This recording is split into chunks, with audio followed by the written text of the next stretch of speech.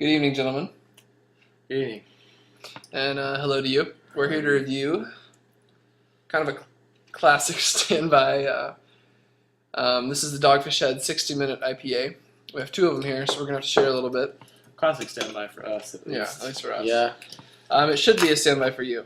It should. should be. So this is one, we've been reviewing a lot of beers that we're not too familiar with. This one will be interesting because since it is a standby, it's not one that we really pay attention to as much. So we'll be able to look at it with new eyes, I guess. That's right. We have it regularly. Yeah. The three of us have had it many times. Who wants to take the dry hop thing? I don't know. Oh, you take it, John. Well, Dogfish Head is a. Well, where are they actually? Maryland, Maryland, I right? believe. Yeah.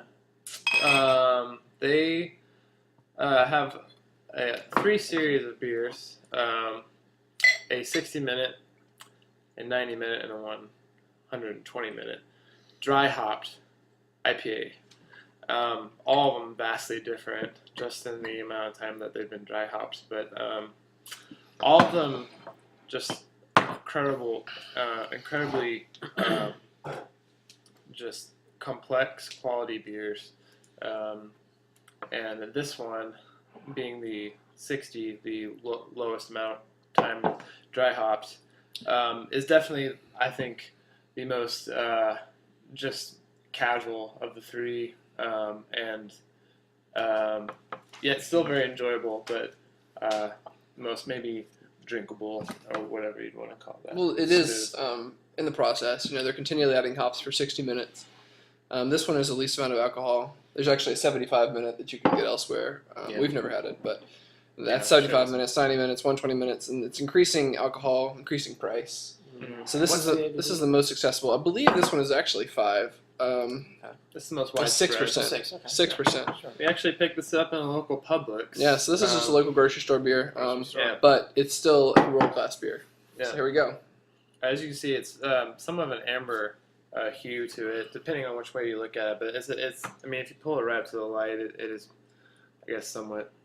Yeah, it's not cloudy at all. No, It's very clear. Yeah, it's very clear. Not too carbonated. And we just reviewed a Left-Hand Warrior IPA, and that one actually had more of an IPA bitterness in the nose.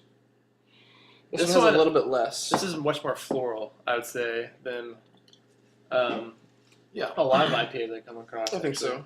Mm-hmm. That's what I noticed, and I think that's Probably from the dry hop. the dry hopping. Yeah. Well, you notice right away for me is the bitter, the bitterness is very much what you get initially. It's kind of reversed to me on a lot of other IPAs where I get like, oh, that's citrusy, and there's the bitter IPA. This I get like everything at the end of this. I really just get all the kind of the citrus floral at the end. Mm-hmm. I feel like you really get some true flavors of like what it, like if you were to take a handful of fresh hops, Yeah. and just get a Yeah. just a good nose full of that really describes well the taste of this. You get just that floral, almost like a green, kind of like in a way grassy, but just a classic bitterness of an IPA. Mm-hmm. It's super well balanced. It's more accessible and being drinkable than some other IPAs just because of the balance. So if you're new to IPAs, this is actually a good one. A good one to start with. Great intro to IPA for sure. Me, this is a solid B to B plus for me, and I wouldn't go A only because I know of the other ones. You know, I know like where this goes when you add another 30 minutes. I'm gonna say because again, the same way in the market of IPAs, there's so many great IPAs out there. I'm gonna say this is a B minus for me. Mike's always the mean one. We've decided. I'll probably say B plus. Simon Cowell.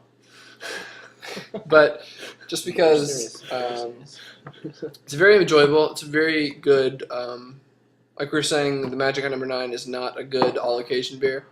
This is a very good all occasion beer. That's right. It's very good for an everyday drink. It's not crazy cheap, but it's also not expensive necessarily. well, depending on your checkbook. But I do miss some bitterness there. That there could be more for me. But overall, I'm going to give it a B+ and say that regardless of your feelings, even on IPAs, Dogfish Head 60 Minute is worth a drink. All right. So thanks for watching. Thanks for watching. See you next time. Cheers. Cheers.